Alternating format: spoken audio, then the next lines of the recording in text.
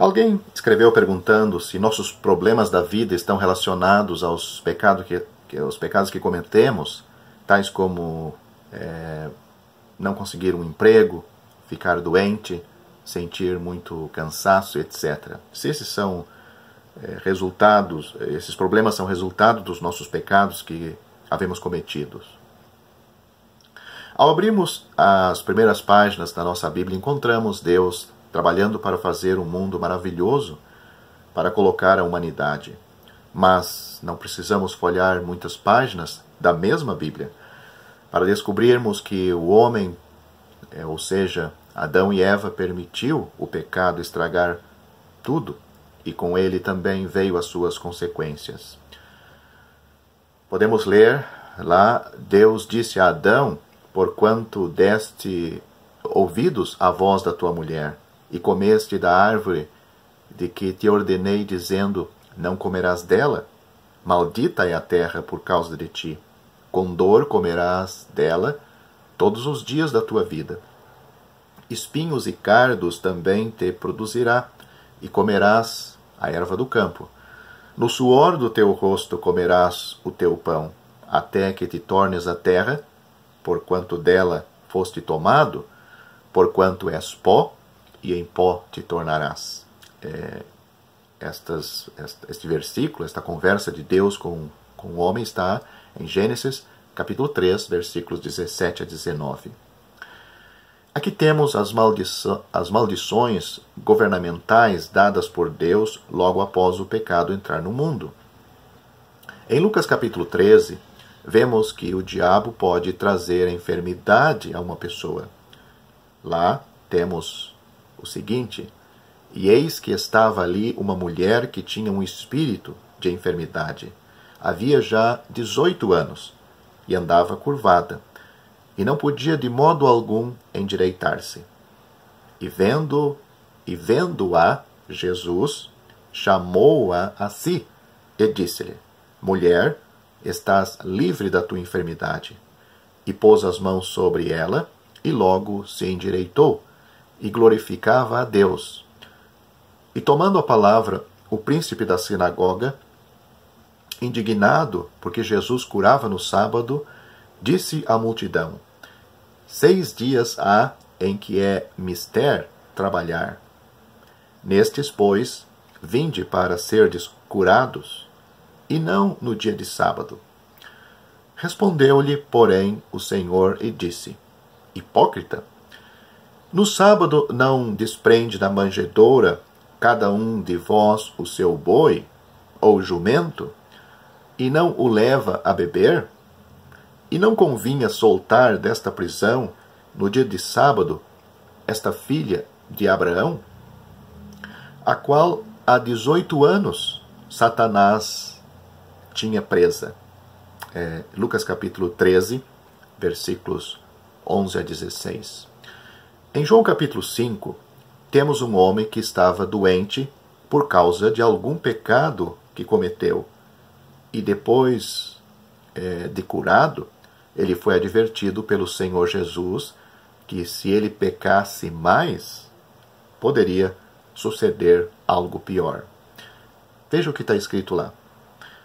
E estava ali um homem que havia 38 anos, se achava enfermo. E Jesus, vendo este deitado, e sabendo que estava neste estado havia muito tempo, disse-lhe: queres ficar são?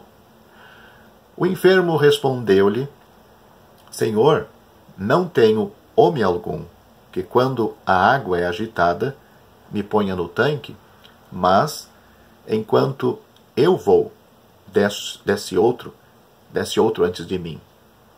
Jesus disse-lhe: levanta-te, toma o teu leito e anda. Logo, aquele homem ficou são e tomou o seu leito e andava. E aquele dia era sábado. Então os judeus disseram àquele que tinha sido curado: é sábado, não te é lícito levar o leito. Ele respondeu-lhes: aquele que me curou, ele próprio disse: toma o teu leito e anda. Perguntaram-lhe, pois, quem é o homem que te disse: toma o teu leito e anda? E o que fora curado não sabia quem era, porque Jesus se havia retirado em razão de naquele lugar haver grande multidão. Depois Jesus encontrou-o no templo e disse-lhe: Eis que já está ação, não peques mais, para que não te suceda alguma coisa pior. João capítulo 5, versículos 5 a 14.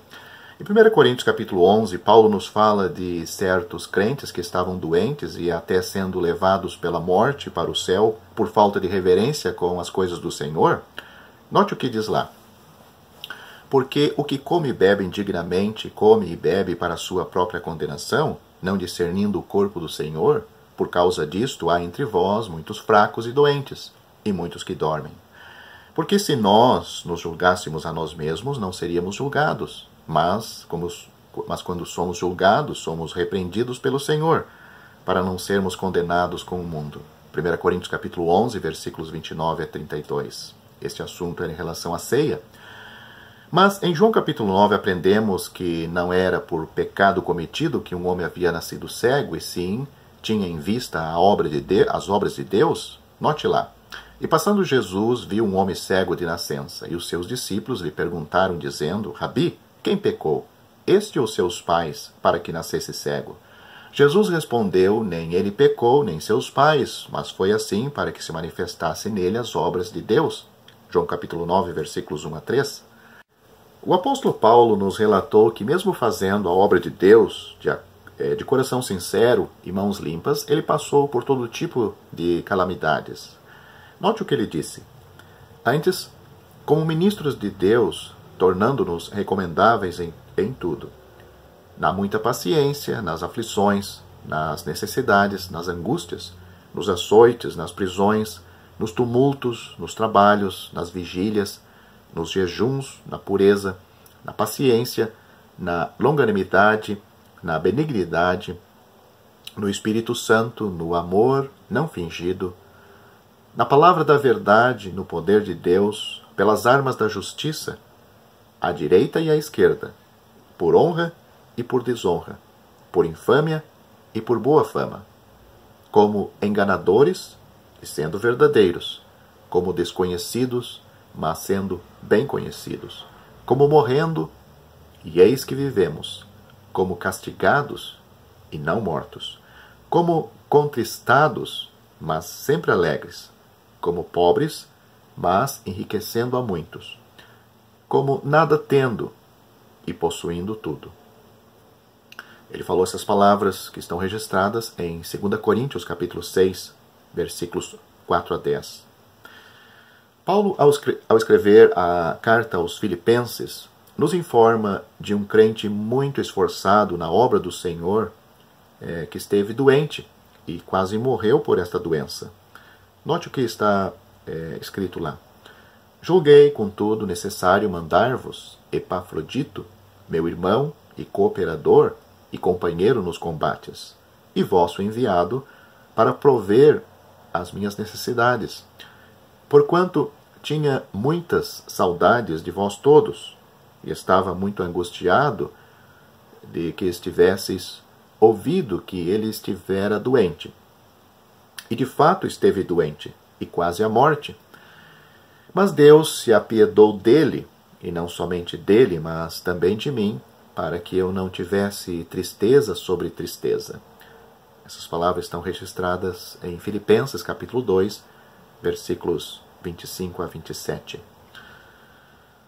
De todos estes versículos mencionados, podemos concluir que não podemos inferir a ninguém que ela está sofrendo por causa dos seus pecados, pois, como vimos, nem todo infortúnio vem por consequências de algum pecado que cometemos. Cada um deve se examinar diante de Deus e, se tem algo errado em sua vida, deve confessar seu pecado e deixá-lo. O que encobre as suas transgressões nunca prosperará, mas o que confessa e deixa alcançará misericórdia. Provérbios capítulo 28, versículo 13. Nem sempre, quando não sofremos nenhuma calamidade, é resultado de uma vida correta, pois o Senhor disse: Deus faz que o seu sol se levante sobre maus e bons, e a chuva desça sobre justos e injustos. Mateus capítulo 5, versículo 45.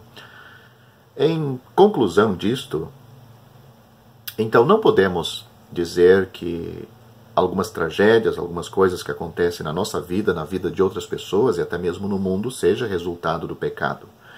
Mas, como vemos, o pecado está presente na natureza humana e o mundo sofre por causa das consequências dos pecados.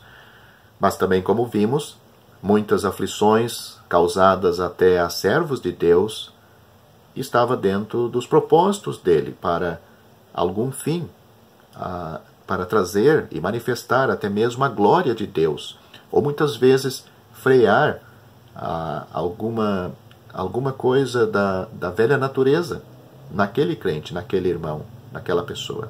Se você gostou deste vídeo, deixe seu joinha, isso nos ajudará a divulgá-lo. Também não se esqueça de inscrever-se em nosso canal, ative o sininho das notificações para que você receba os novos vídeos, deixe seus comentários. Obrigado por assistir este vídeo.